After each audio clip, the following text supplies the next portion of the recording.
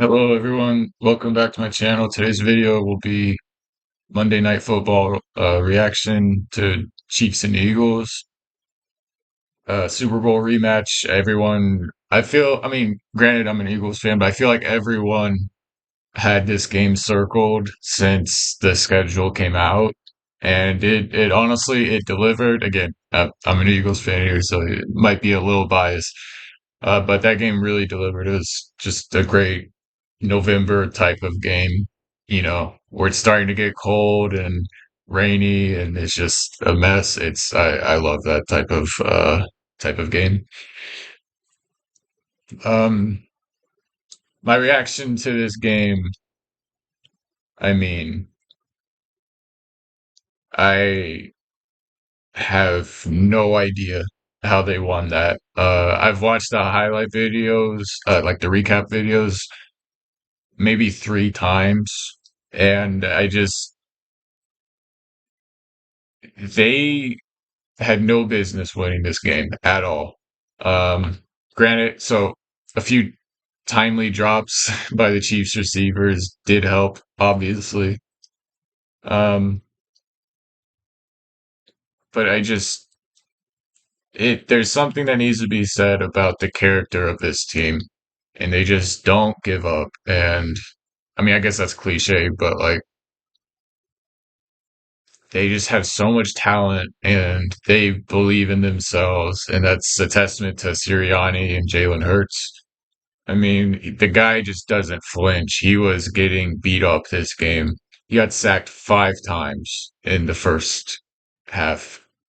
Um, he threw an awful pick, uh, just completely misread the communication with AJ Brown, which probably would have ended up being a touchdown. Basically, what happened is AJ had one on one and he beat the guy who's like, okay, I'm going for a touchdown, which is pretty common for NFL receivers. And Jalen, he had this problem tonight where he could not read the blitz at all.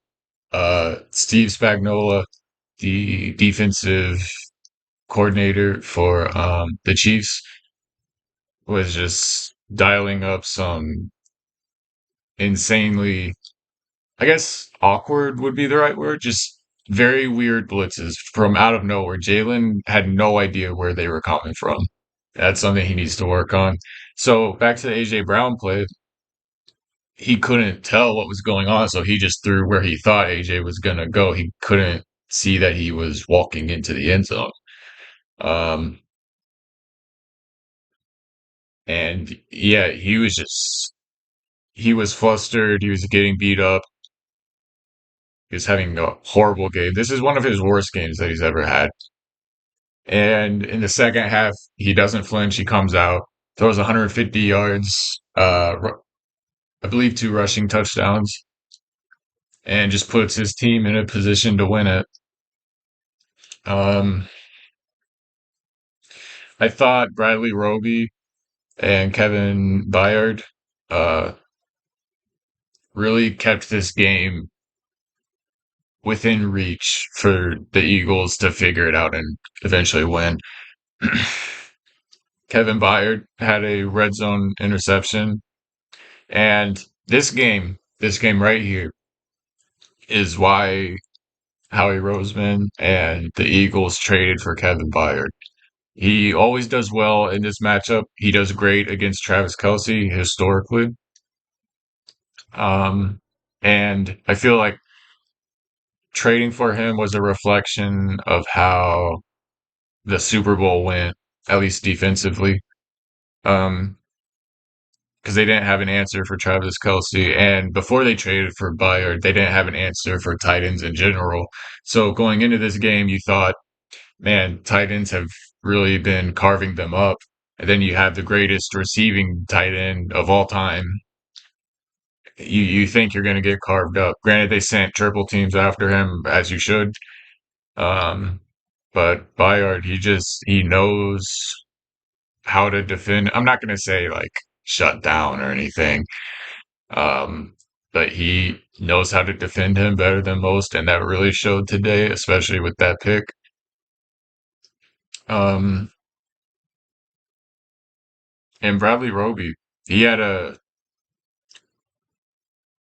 he had a couple. I think like the fumble is the big play that everyone will mention, and for good reason.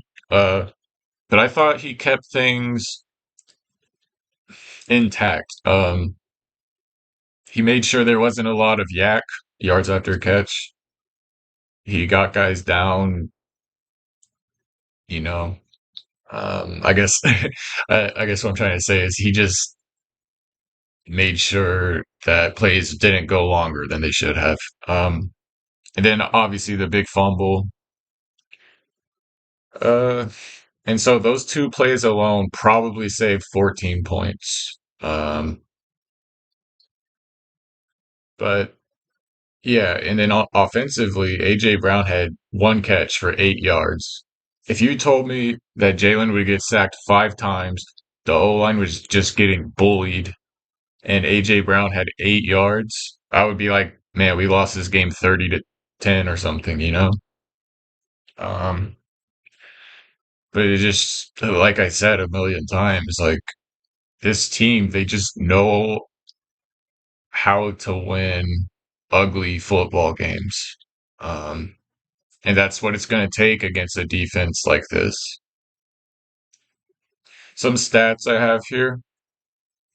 The Chiefs are 62-6 under Andy Reid when leading by 10 or more at halftime. We all know how good Andy Reid is after a bye. Sirianni now moves to 4-0 after a bye.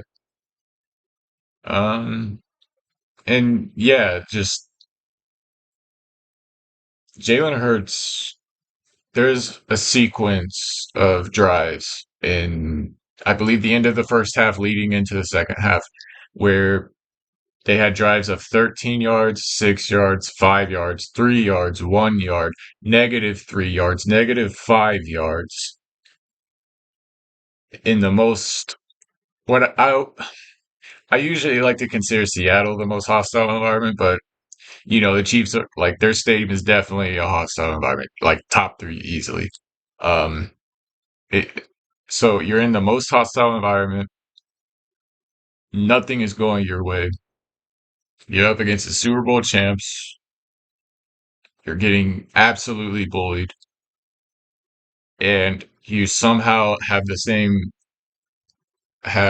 the mental fortitude to just flip the switch and go out there and just find a way to win when nothing is going your way. It's amazing. It's not great for, the blood pressure of Philadelphia fans, including myself. I probably had 10 heart attacks this game, but that's not here or there. Um, and my last stat here on October 27th, 2021, Nick Sirianni gave his, at the time, infamous Flowers speech. And what his Flowers speech was that you have to build a solid foundation and the right support system and the right character traits to succeed. And so he basically took that into like a flower analogy where you got to plant the seeds, the soil, water it, and then the roots will grow. That was his big speech. And they were 2-5 at this time. And all of Philadelphia wanted him fired. This was his first season. The guy just looked like a doofus. Um, and the next game, I believe they lost. There's a fan who threw flowers at him, like literally threw flowers at the guy. Uh, and then after that, they went 7-2 for the rest of the season with a playoff appearance. The next season, they went 14-3 with a Super Bowl appearance, and they're 9-1 this year. So since that speech, they're 30-6. That is unbelievable. 30-6 in the NFL. And you could take that to 29-4 with Jalen Hurts playing. Just absolutely unbelievable. Um, and that's a testament to how to the support system and the character traits that Sirianni is putting on these guys. These guys just believe in themselves. Like it's, I mean, I'm biased, but like it's honestly just inspiring. And I find it funny, like a lot of people hate Nick Sirianni, and to be honest, I kind of get it now. I mean, I do. The guy just acts, he does whatever he wants on the sideline. He lets his character show all the way through, and we Philadelphia fans love it. Like, love it. Like, I would take a bullet for that guy. He is, I mean, I love him. But everyone else like hates him. And I think people aren't looking at the way he is teaching these players. These players are 100% accountable after every bad thing. You know, you look at other teams that have wide receivers complaining, Stephon Diggs, he wants to leave his team because one of the best quarterbacks in the league won't throw him the ball or something. Um, you look at Kyle Shanahan and his coaching tree and how all of their players just bitch and moan all the time.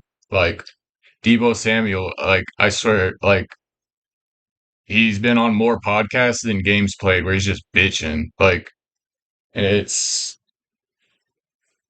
people don't realize how much of an effect coaches have on players' characters.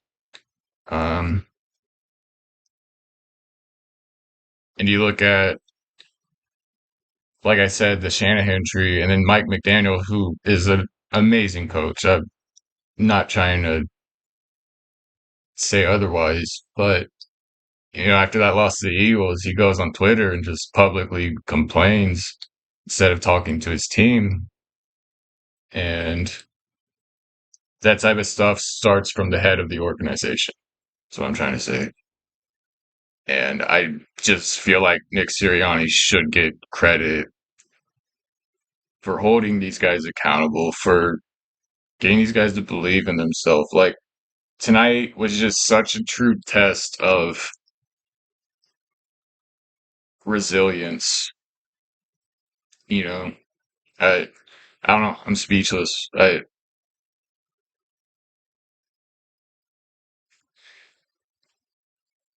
Um,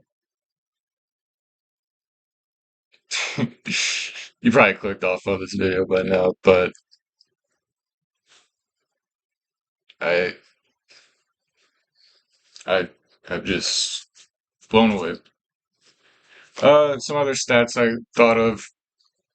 DeAndre Swift. He was averaging about 6 yards per carry the first 4 weeks of the season, first 5 weeks maybe. And then Cam Jurgens went out to IR, and their run game took a big hit. It was not the same. He was averaging just 3 yards after that, like literally double.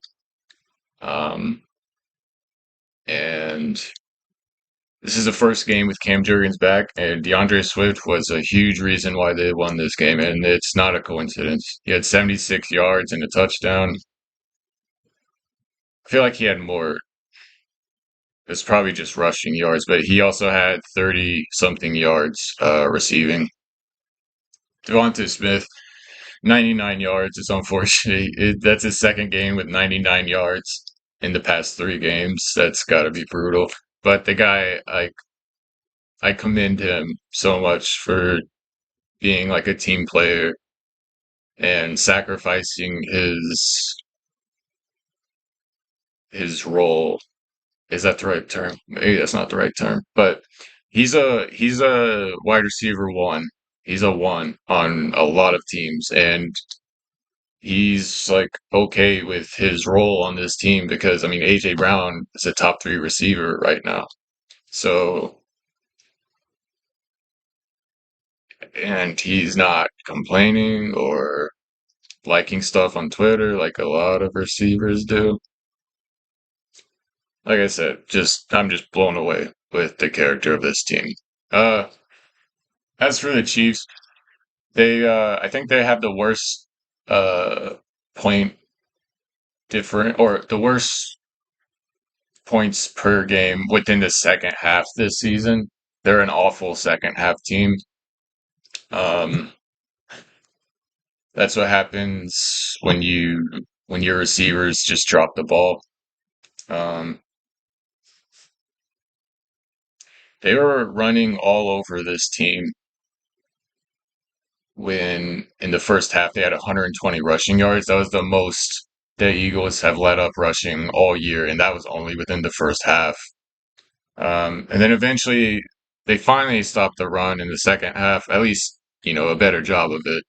So they had to throw the ball more and rely on these receivers that can't catch. And that's probably why they lost the game. Um,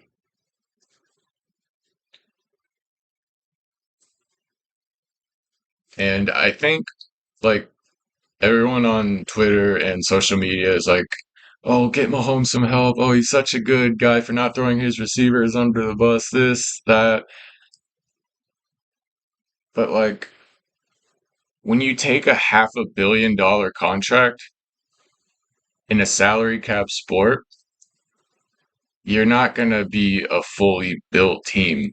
Um, that's something we saw with Brady over his career. He always took less money so that he could have receivers who could catch the ball. In a salary cap sport, you're just not going to have a complete team that way. Whether you want an elite defense, an elite defensive line, you want Chris Jones on your team, that money has to come from somewhere, and it's not going to be from the $500 million contract from Mahomes. I just thought that was like kind of a point that no one ever talks about. Um, so yeah, I do commend him on not throwing his receivers under the bus. So I do commend him on that. Um, but it's just like, man, like uh, like it would be nice to have Tyreek Hill right now, huh? But I mean, yeah, it's kind of my thoughts. Let me know what your thoughts are on this game. Uh, let me know your thoughts on Nick Sirianni. And my last thing for this video, on the second play of this game, Hassan Reddick crushed Mahomes. He sacked him. He hit him hard. It completely legal. But he got him. And it was just so rewarding and fulfilling. Like, yeah, they played on that shitty field. They couldn't get any pressure at all. They were slipping everywhere. And then this game was a lot different when you actually get pressure on the guy, huh? We all know how that Super Bowl would have went down. I'm just saying. I'm not saying. I'm just saying. Um, and so yeah, put that on a t-shirt.